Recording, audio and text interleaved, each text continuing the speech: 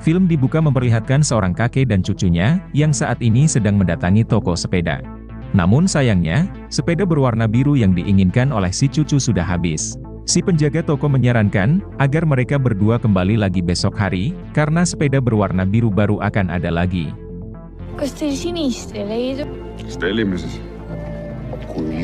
Tak lama setelah si kakek dan cucunya itu pergi, si penjaga toko langsung menghubungi anak buahnya, menyuruh mereka mencuri sepeda berwarna biru yang terparkir di area sebuah sekolah.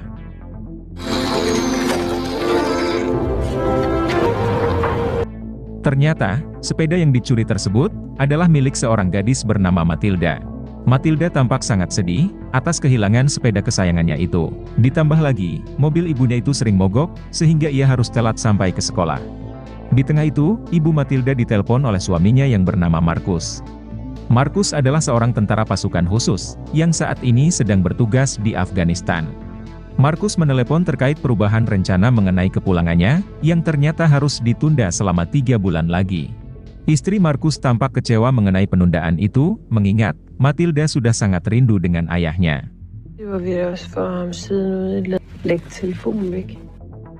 Pada adegan berikutnya, kita akan diperkenalkan dengan 2 orang karyawan marketing, yang bernama Otto dan Leonard. Keduanya dipecat hari itu juga, karena dianggap tidak dapat mencapai target perusahaan.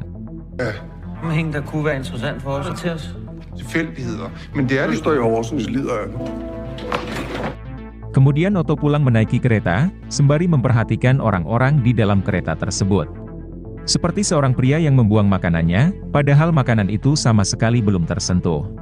Perhatian Otto juga tertuju pada seorang pria bertato, yang terlihat sangar dan mencurigakan. Lalu tak lama kemudian, naiklah Matilda dan ibunya, yang terpaksa naik kereta karena mobil sang ibu masih mogok. Karena tak tega melihat Matilda dan ibunya berdiri, Otto pun lantas memberikan tempat duduknya. Lalu tak lama setelah itu, kereta tersebut mengalami kecelakaan.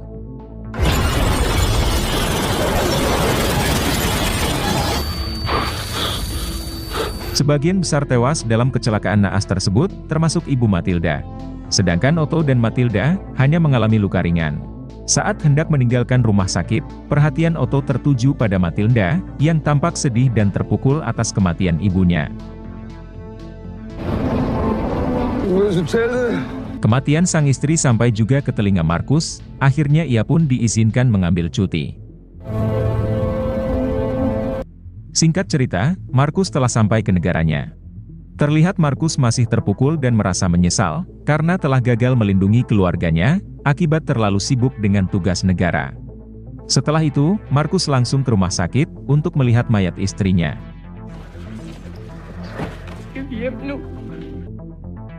Namun si dokter tidak menyarankan hal itu, karena keadaan mayat istrinya yang sangat mengenaskan, takutnya akan menimbulkan trauma bagi Markus.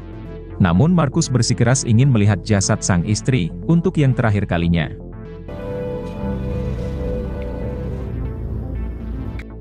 Beralih ke Otto, yang saat ini sedang melihat berita mengenai kecelakaan tersebut.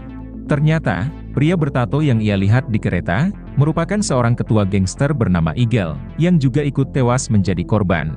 Diberitakan pula, bahwa kelompok gangster yang dipimpin oleh Eagle, bermusuhan dengan kelompok gangster yang bernama Justice.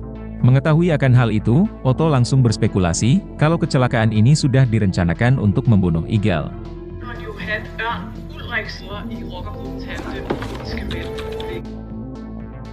Saat itu juga, Otto melapor ke polisi mengenai kecurigaannya itu. Sebelum kecelakaan terjadi, Otto sempat melihat seorang pria membuang makanan yang belum ia sentuh, dan bergegas keluar dari kereta tersebut. Otto curiga kalau makanan itu mengandung sesuatu, yang menjadi penyebab kecelakaan tersebut.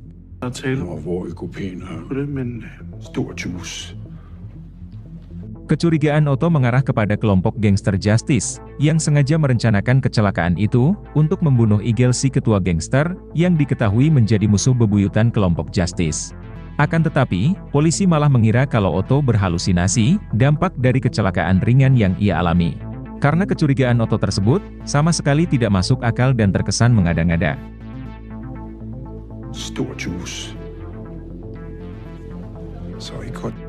Tak putus asa sampai di situ, Otto langsung menemui sahabatnya yaitu Leonard.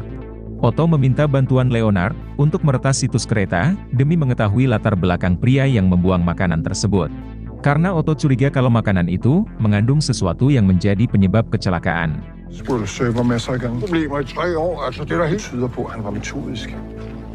Otto yakin kalau kecelakaan tersebut terjadi akibat sebuah kesengajaan, alias sudah direncanakan dari awal. Sebaliknya polisi sudah mengkonfirmasi kalau kecelakaan ini terjadi karena masalah teknis. Sementara itu, Matilda masih sangat terpukul berat atas kematian sang ibu. Markus juga demikian, namun sebisa mungkin ia berusaha untuk tetap kuat, terutama di depan sang putri.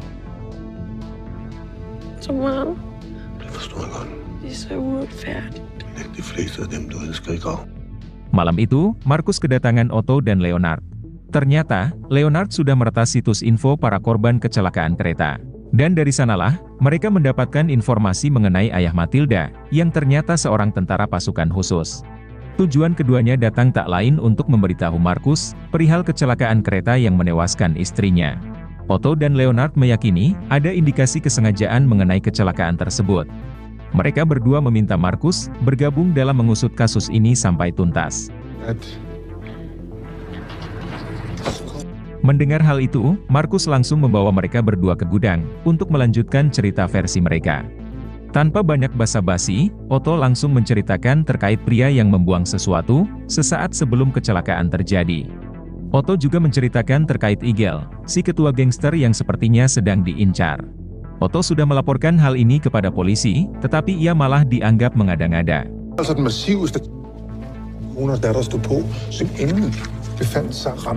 Mengetahui kalau kematian istrinya bukan karena kecelakaan biasa, tentu Markus tidak akan tinggal diam begitu saja.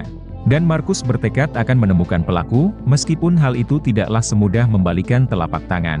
Karena satu-satunya petunjuk yang Otto temukan, hanyalah screenshot CCTV pria si pembuang makanan tersebut. Otto dan Leonard pun bertekad akan menemui kenalan mereka, yang dapat mengidentifikasi pengenalan wajah melalui foto, agar identitas si pembuang makanan bisa segera ditemukan. Singkat waktu, kita akan diperkenalkan dengan teman Otto yang bernama Emen, pria gempal yang terlihat lugu tapi jenius. Seharian penuh mereka bertiga, berusaha melacak identitas si tersangka, namun masih belum menemukan titik terang. Hingga Leonard memaksa Emen, menurunkan tingkat akurasinya menjadi 95%. Namun Emen menjelaskan, kalau standar akurasi adalah 98%. Apabila diturunkan, takutnya akan menjadi salah mengidentifikasi orang. Namun Leonard terus memaksa, karena ia sudah mulai bosan karena terlalu lama menunggu. Mau tidak mau, Emen pun terpaksa menurutinya.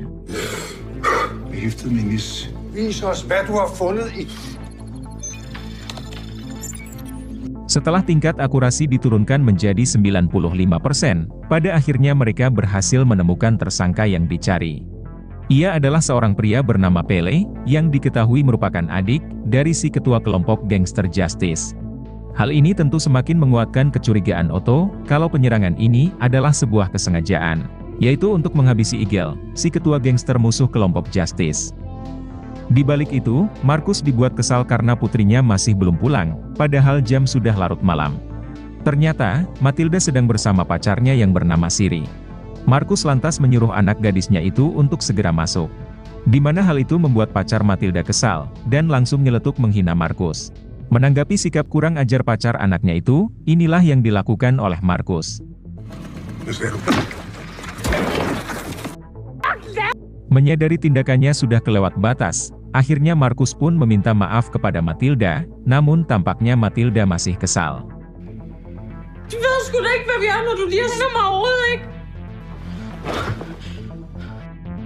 Di keesokan paginya, saat hendak ke sekolah, Markus meminta Matilda membawa pacarnya ke rumah, agar ia bisa meminta maaf, sekaligus berkenalan dengan pacar anaknya itu.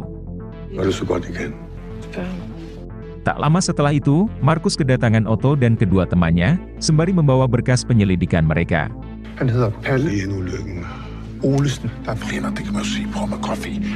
Tanpa membuang waktu, mereka berempat langsung menuju ke rumah tersangka yaitu Pele, adik dari ketua gangster Justice. Namun kedatangan mereka berempat, malah disambut todongan pistol dari Pele. Pele memaksa mereka untuk pergi atau mati, dan mereka pun langsung menurutinya. Namun saat akan masuk ke dalam mobil, Markus malah kembali lagi, dan langsung mematahkan leher Pele hingga tewas di tempat.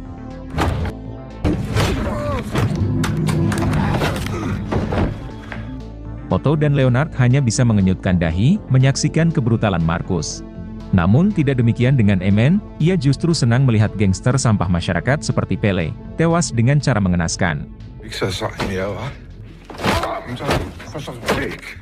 Lalu Otto menyuruh kedua temannya menunggu dalam mobil, sementara ia akan berusaha membersihkan TKP, untuk menghilangkan sidik jari Markus. Saat akan mencari deterjen ke dalam, Otto tanpa sengaja menemukan seorang pria yang sedang disekap.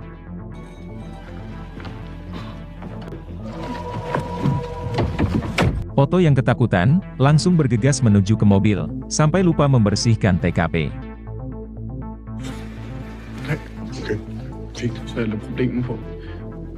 Di malam harinya, Matilda membawa pacarnya, makan malam dengan sang ayah.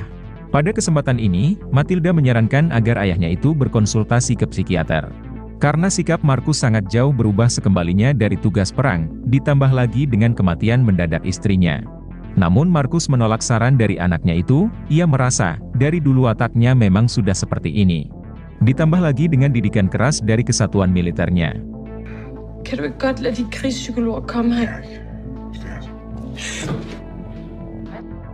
Selesai makan malam, Markus langsung bersantai sembari menonton televisi.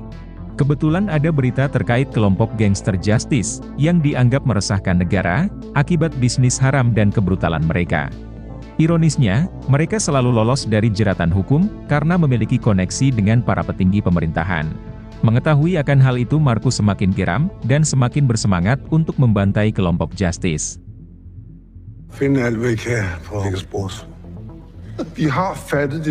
Di keesokan paginya, Markus langsung mengajak Otto dan yang lainnya berkumpul.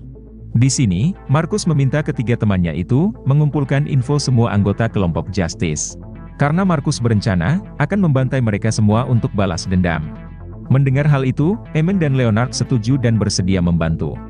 Akan tetapi, Otto menolak karena tindakan ini sudah terlalu jauh, takutnya akan menimbulkan malapetaka di kemudian hari. Namun karena terus didesak, mau tidak mau Otto pun setuju. Saat itu juga, mereka berempat akan mengarah ke rumah Emen, untuk melacak identitas anggota kelompok Justice. Saat hendak pergi, kebetulan Matilda pulang. Otto yang melihat itu langsung bersembunyi, karena takut Matilda akan mencurigainya. Sebab Matilda kenal dengan wajah Otto, yang juga ada di dalam kereta sebelum kecelakaan terjadi. Leonard berdalih, kalau ia dan Emen adalah psikiater yang dihubungi oleh Markus, untuk menyembuhkan rasa trauma Markus dan juga Matilda. Mendengar hal itu, Matilda sangat senang. Karena akhirnya sang ayah menerima sarannya, yaitu berkonsultasi dengan psikiater. Dengan terpaksa, Leonard harus berpura-pura menjadi psikiater dadakan, untuk mendengarkan segala curahan hati Matilda.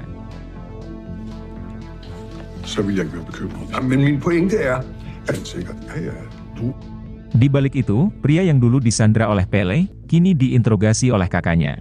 Yaitu, si ketua gangster yang bernama Tandem. Pria ini diketahui bernama Bodaska. Tandem memaksa Bodaska mengatakan, siapa orang yang telah membunuh adiknya. Karena takut mati, Bodaska pun mengatakannya. Ia tidak tahu persis siapa yang membunuh Pele, namun ia sempat mendengar, salah satu tersangka pelaku menyebut nama Emen. Dari petunjuk itulah, Tandem menyuruh anak buahnya, untuk menyelidiki siapa pria bernama Emen.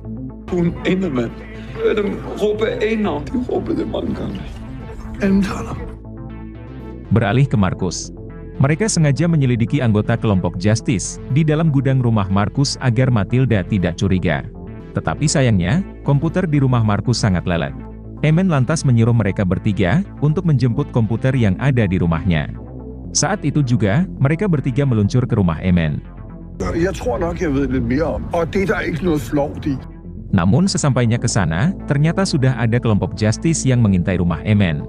Saat akan masuk ke rumah, mereka bertiga pun diserang.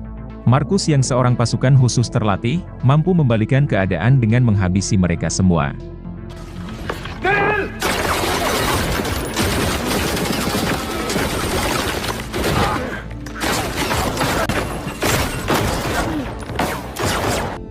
Ternyata, di dalam mobil itu ada Bodaska yang mereka sekap. Markus langsung menyelamatkannya, dan membawanya pulang ke rumah.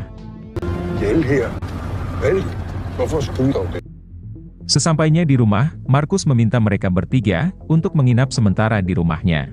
Dengan begitu keselamatan mereka akan lebih terjamin, dari serangan kelompok Justice. Dari kejadian malam ini pula, Matilda tahu tentang misi balas dendam ayahnya itu, dan ia pun memakluminya. Di keesokan harinya, Markus langsung mengajari mereka cara menembak yang benar, agar bisa melindungi diri dari kelompok Justice.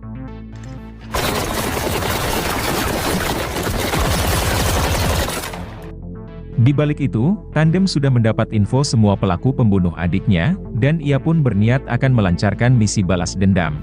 Akan tetapi, mereka masih kesulitan menemukan keberadaan para pelaku.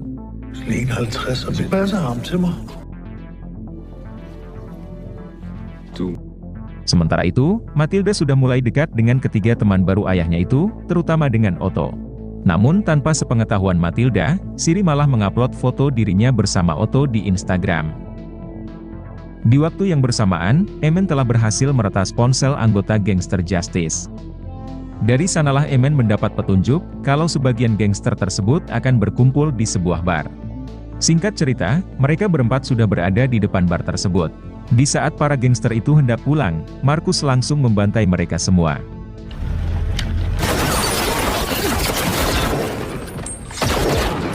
Emen yang tadinya berniat membantu, malah menjadi tidak tega setelah berhadapan dengan targetnya. Markuslah yang akhirnya turun tangan.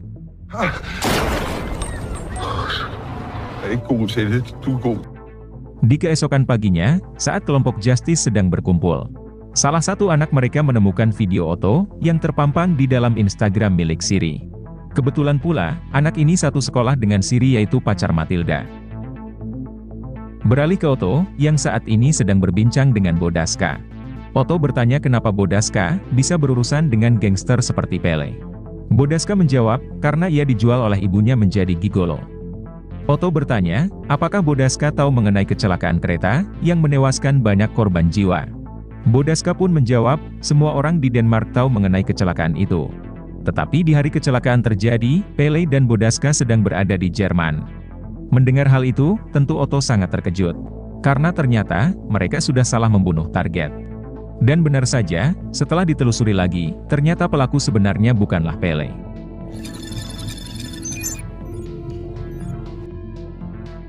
Kekeliruan ini terjadi, akibat akurasi yang diturunkan menjadi 95%, saat identifikasi foto dilakukan waktu itu.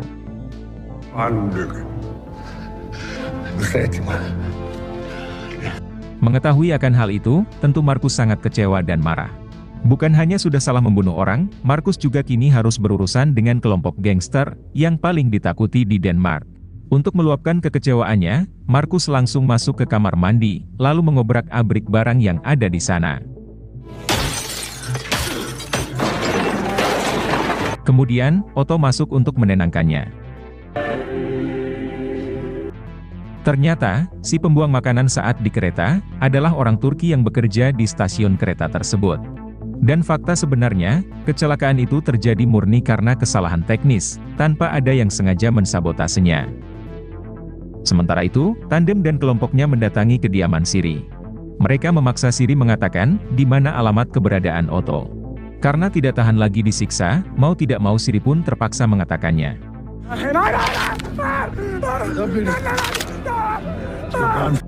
Beberapa jam setelah itu, kelompok Justice datang menembak rumah Markus, dan nyaris saja menewaskan Matilda.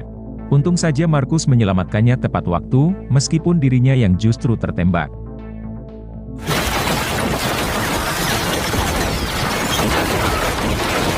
Kemudian, Markus menyuruh Matilda bersembunyi, sementara dirinya akan berusaha membantai mereka semua.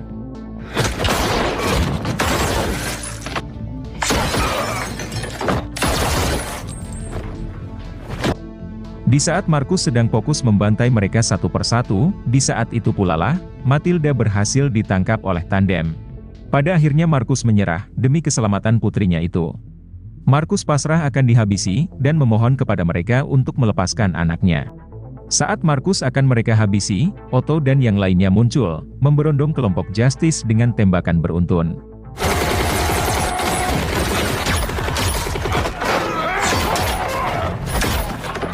Markus juga turut terlibat, dan pada akhirnya mereka semua tewas, dan hanya menyisakan satu orang yaitu Tandem. Namun pada akhirnya, si ketua gangster itu pun menemui ajalnya. Sialnya Matilda tertembak, dan Markus langsung membopong putrinya itu, sembari menunggu ambulans yang akan datang sebentar lagi. Di balik itu, Markus saat ini juga sedang sekarat, akibat tertembak berkali-kali.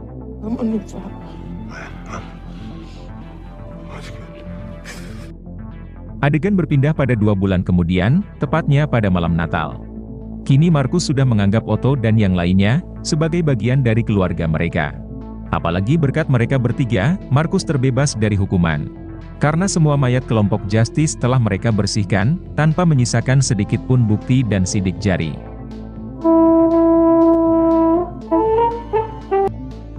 Di akhir film, terlihat si kakek telah berhasil membeli sepeda biru, untuk cucunya sebagai hadiah Natal. Sepeda biru milik Matilda, yang menjadi awal semua kekacauan ini. Dan film pun, selesai. Baiklah teman-teman, sampai di sini dulu video saya hari ini. Semoga kalian terhibur, dan sampai jumpa lagi di video berikutnya.